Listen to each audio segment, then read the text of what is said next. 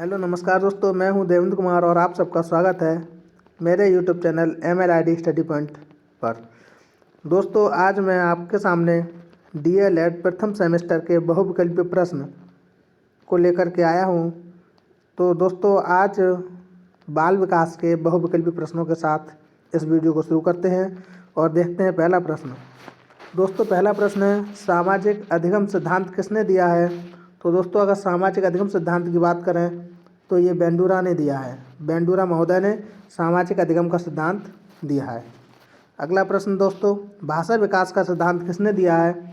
तो दोस्तों, भाषा विकास का सिद्धांत चॉम्स्की लिखा है, लेकिन दोस्तों इनका नाम है चॉम्स्की। क्या नाम है? चॉम्स्की।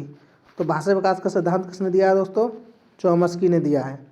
अगला प्रश्न, प्रगतिशील शिक्षा के प्रतिपादक कौन है?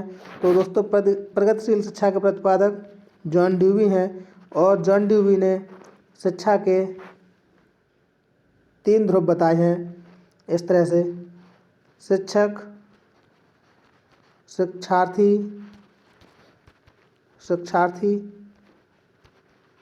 और दोस्तों पाठ्यक्रम। तो इस तरह से जॉन ड्यूवी ने शिक्षा के 3 ध्रुव बताए हैं। अगला प्रश्न दोस्तों, 4 नंबर, सामाजिक सांस्कृतिक विकास के सिद्धांत के जनक कौन है? तो दोस्तों, सामाजिक सांस्कृतिक विकास का सिद्धांत लेव वाइगोत्स्की का है। किसका है दोस्तों? लेव वाइगोत्स्की। संज्ञानात्मक विकास का सिद्धांत दोस्तों जीन पियाजे का है और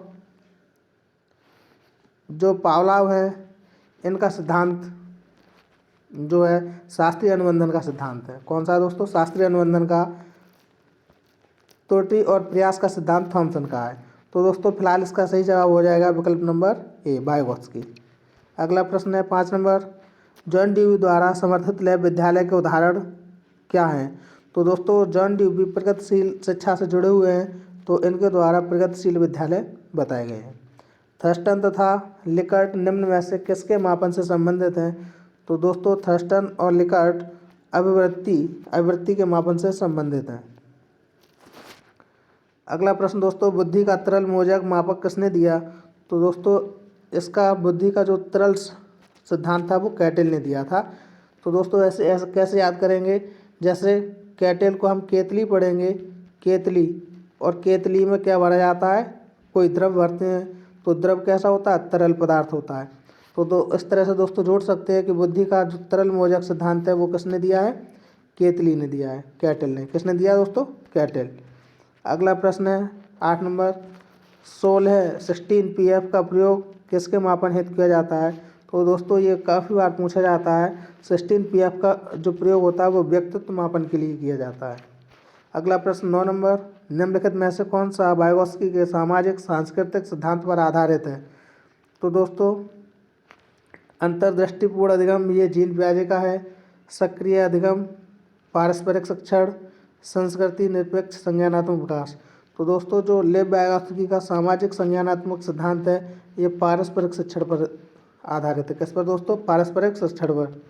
अगला प्रश्न 10 नंबर प्रश्न है, प्रगतिशील शिक्षा के संदर्भ में निम्नलिखित में से कौन सा कथन जॉन ड्यूवी के अनुसार समुचित है? तो दोस्तों, जॉन ड्यूवी के अनुसार क्या है? कक्षा में विद्यार्थियों का निरीक्षण करना चाहिए, ना कि सुनना चाहिए। दोस्तों, जॉन ड्यूवी ऐसा कुछ नहीं कहते हैं। बच्चों को मारना चाहिए, गलत बात है। विद्यार्थियों को स्वयं भी सामाजिक समस्याओं को सुलझाने में सक्षम होना चाहिए। दोस्तों, जो जॉन ड्यूवी हैं वो सामाजिक शिक्षा के समर्थक हैं। वो ये कहते हैं कि बच्चे को समाज के द्वारा सीखना चाहिए, और यहाँ यही लिखा है कि विद्यार्थियों को स्वयं ही सामाजिक समस्याओं को सुलझाने में सक्षम होना चाहिए। इसका विकल्प नंबर सी ठीक हो जाएगा। अगला प्रश्न 11 नंबर, निम्नलिखित में से मानसिक विकार के लक्षणों को नहीं दिखाया है? तो दोस्तों, मानसिक विकार के लक्षणों को किसमें नहीं दिखाया है? भग्नाशा दिखाया है, तनाव, चिंता, इनमें समय मानसिक विकार होता है, लेकिन संबंध के बारे में कोई मानसिक विकार नहीं बताया है। अगला प्रश्न है दोस्तों 12 नंबर, शारीरिक गतिक बुद्धि रखने वाले बच्चों की अंतिम अवस्था निम्न में से कौन सी हो सकती है?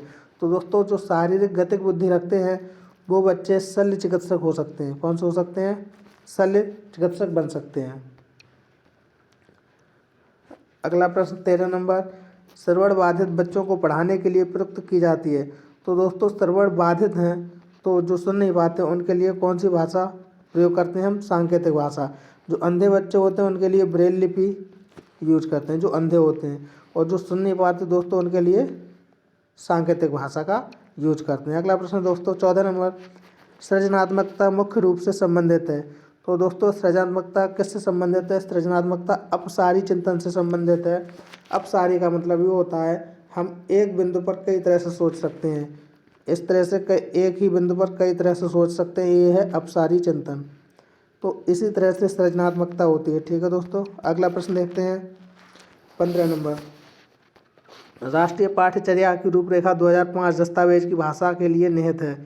तो दोस्तों राष्ट्रीय पाठ्यचर्या की रूपरेखा 2005 दस्तावेज की भाषा 3 भाषाओं में है। अगला प्रश्न दोस्तों, सामाजिकरण वह प्रक्रिया है जिससे बच्चे और वयस्क सीखते हैं। तो दोस्तों सामाजिकरण कहाँ होता है? परिवार में होता है, विद्यालय में होता है, साथियों के साथ होता है। तो दोस्तों इसका सही जवाब हो जाएगा विकल्प नंबर डी, उपयुक्त सभी। बुद्धि लब्धि मापन के जन्मदाता कौन है? तो दोस्तों बुद्धि लब्धि मापन के जो जन्मदाता हैं वो टर्मन है। कौन है दोस्तों? टर्मन। जड़ बुद्धि बालक की बुद्धि लब्धि कितनी होती है? 70 से कम होती है, 71 से कम होती है। तो दोस्तों इसका सही जवाब हो जाएगा विकल्प नंबर डी। प्रश्न नंबर 19, यदि एक बच्चे की मानसिक आयु 5 वर्ष तथा वास्तविक आयु 4 वर्ष है तो उस बच्चे की बुद्धि लब्धि क्या होगी? तो दोस्तों बुद्धि लब्धि IQ बराबर होता है MA/CA × 100। दोस्तों M होता है उसकी मानसिक आयु और C होता है वास्तविक आयु। तो यहाँ लिखा है एक बच्चे की मानसिक आयु 5 वर्ष है और वास्तविक आयु 4 वर्ष है, और गुणा 100 कर देंगे, इससे इसमें भाग ले लेंगे 25 बार, और ये हो जाएगा 25 पंजे 125। तो उस बच्चे की बुद्धि लब्धि कितनी हो जाएगी दोस्तों? 125।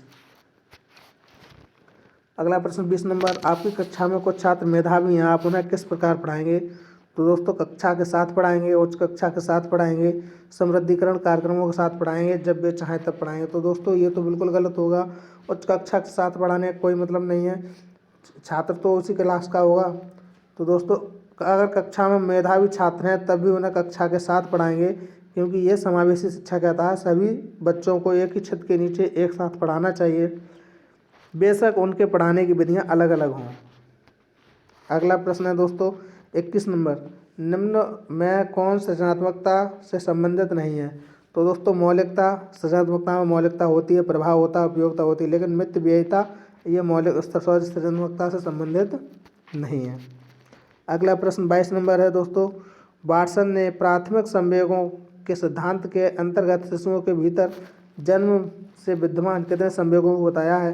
तो दोस्तों वाटसन ने जन्म से विद्यमान 3 संवेगों को बताया है। अगला प्रश्न दोस्तों 23 नंबर, बुद्धि के द्विकारक सिद्धांत का प्रतिपादन किसने किया? तो दोस्तों बुद्धि के द्विकारक सिद्धांत का प्रतिपादन स्पीयरमैन ने किया है। तो दोस्तों बुद्धि के द्विकारक और त्रिकारक का स्पीयरमैन ने किया है, और अगर एक बुद्धि कारक का सिद्धांत की बात करें तो बिने ने किया है। एक बुद्धि का बिने और 2 और 3 का स्पीयरमैन है। कौन है दोस्तों? 2 और 3 के स्पीयरमैन है। ठीक है दोस्तों, अगला प्रश्न 24 नंबर, किशोरावस्था को किस विद्वान ने गंभीर उथल पुथल की अवस्था कहा है? दोस्तों तो ये है स्टैनले हॉल। स्टैनले हॉल ने किशोरावस्था को उथल पुथल की अवस्था कहा है।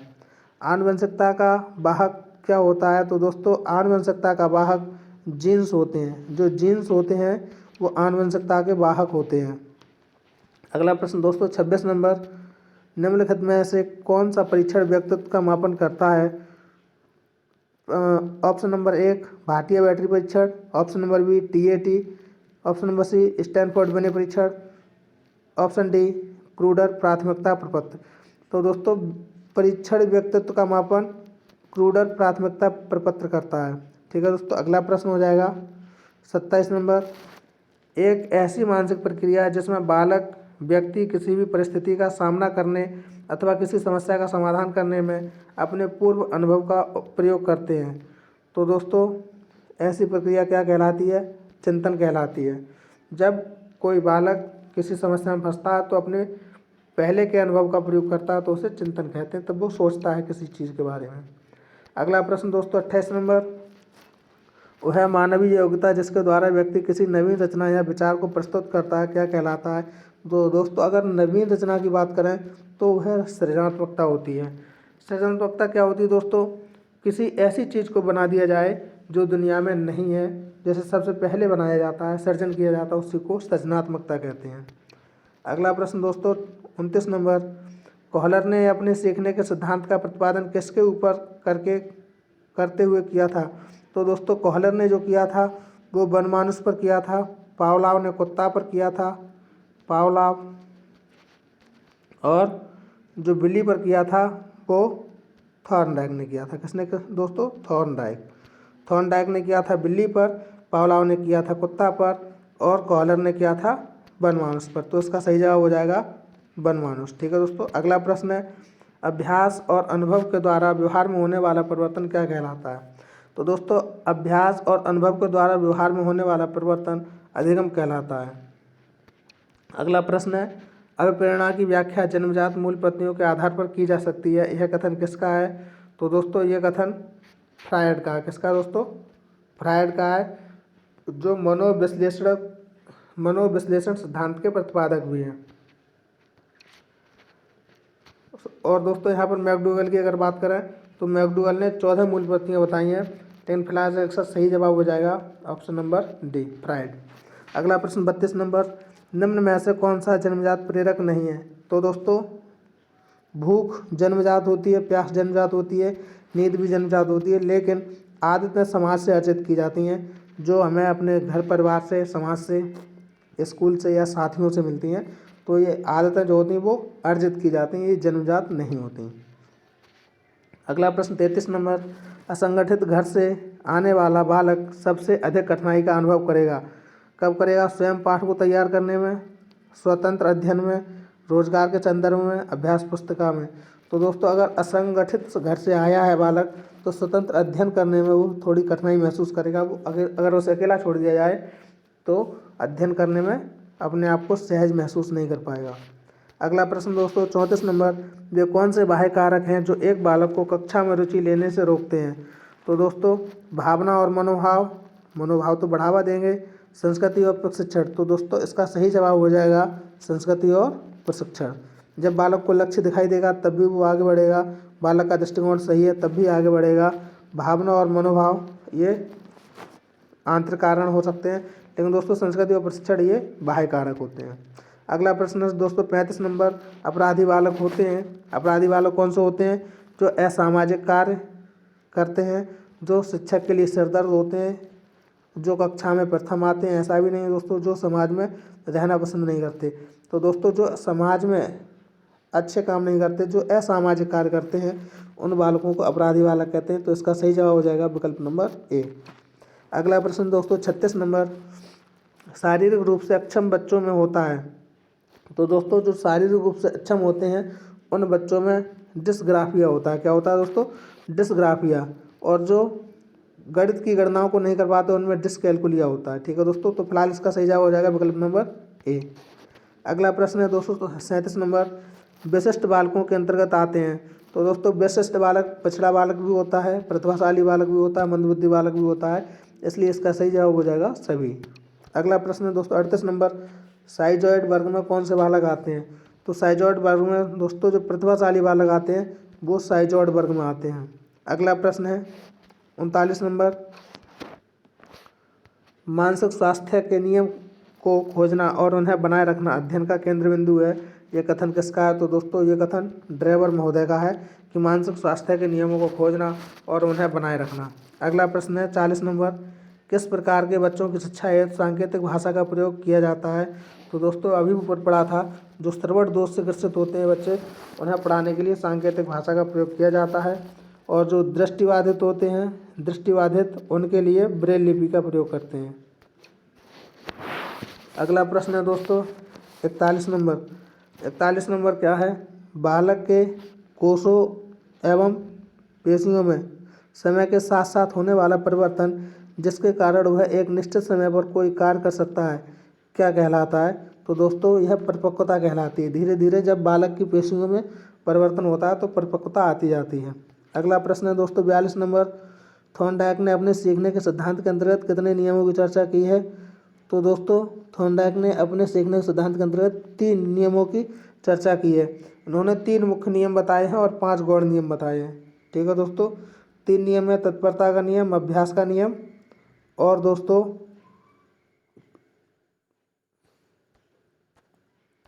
त्रुटि और प्रयास से सीखने का नियम।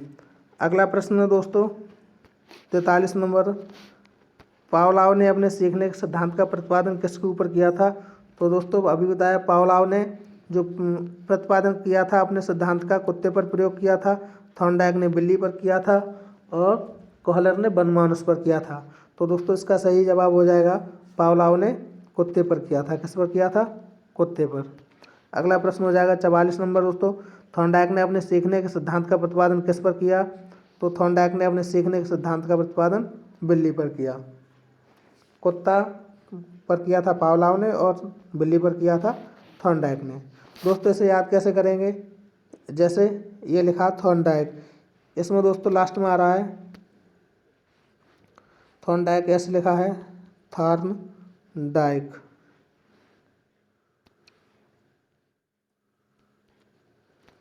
तो दोस्तों ये का आ रहा है, का से हम याद कर लेंगे कैट। तो थॉर्नडाइक ने किस पर किया है? कैट पर किया है। अगला प्रश्न 45 नंबर, कोहलर के सीखने के सिद्धांत को किस नाम से जाना जाता है? तो दोस्तों कोहलर के सीखने के सिद्धांत को पूर्णाकृति या समग्र सिद्धांत के नाम से जाना जाता है और इन्हें गेस्टाल्टवादी भी कहते हैं। तो दोस्तों इसका फिलहाल सही जवाब हो जाएगा विकल्प नंबर ए। अगला प्रश्न है दोस्तों 46 नंबर, व्यक्ति की वह मनोस्थिति जिसके द्वारा वह विभिन्न परिस्थितियों में सामाजिक और व्यक्तिगत समायोजन करने में समर्थ होता है, क्या कहलाता है? तो दोस्तों इसे कहते हैं मानसिक स्वास्थ्य। अगला प्रश्न, बाल मनोविज्ञान का सर्वाधिक महत्व है? तो दोस्तों इसका सर्वाधिक महत्व कहाँ है? बाल मनोविज्ञान की बात करें तो बाल विकास की दृष्टि से सर्वाधिक महत्व है। बाल शिक्षा की दृष्टि से कोई मतलब नहीं है, बाल विकास एवं बाल शिक्षा की दृष्टि से ये भी नहीं है, बाल समायोजन की दृष्टि से। तो दोस्तों ये तीनों ऑप्शन जो हैं वो बाल विकास की दृष्टि से इसी में तीनों समेटे हुए हैं, इसलिए इसका सही जवाब हो जाएगा विकल्प नंबर ए। अगला प्रश्न दोस्तों 48 नंबर, किशोरावस्था बड़े बल, तनाव, तूफान तथा विरोध की अवस्था है, ये किसने कहा है? तो दोस्तों यह कथन स्टैनले हॉल का है। प्रयास तथा त्रुटि के सिद्धांत के प्रतिपादक? तो दोस्तों प्रयास और त्रुटि का सिद्धांत थॉर्नडाइक का है।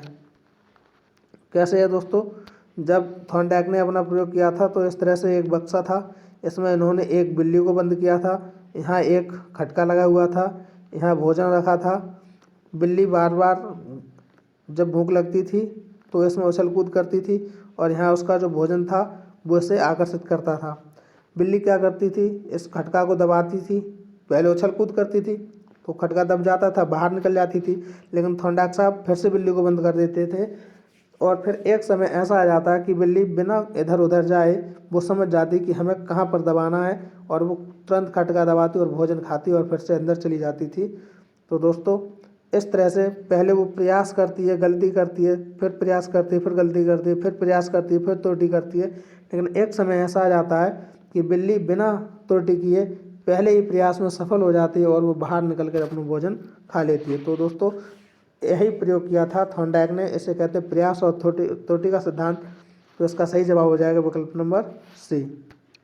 दोस्तों अगला प्रश्न है 50 नंबर प्रश्न है, किसी विषय, कार्य अथवा परिस्थिति में अर्जित ज्ञान द्वारा अन्य किसी कर्म, विषय अथवा परिस्थिति में लाभ प्राप्त होना क्या कहलाता है? तो दोस्तों ये अधिगम का अंतरण कहलाता है या अधिगम स्थानांतरण कहलाता है। तो उसका सही जवाब हो जाएगा विकल्प नंबर डी। ठीक है दोस्तों, तो दोस्तों आज के लिए इतना ही, मिलते हैं अगली नई वीडियो में। दोस्तों अगर वीडियो पसंद आए तो लाइक और शेयर करें, अगर हमारे चैनल पर नए हैं तो चैनल को सब्सक्राइब करें। धन्यवाद।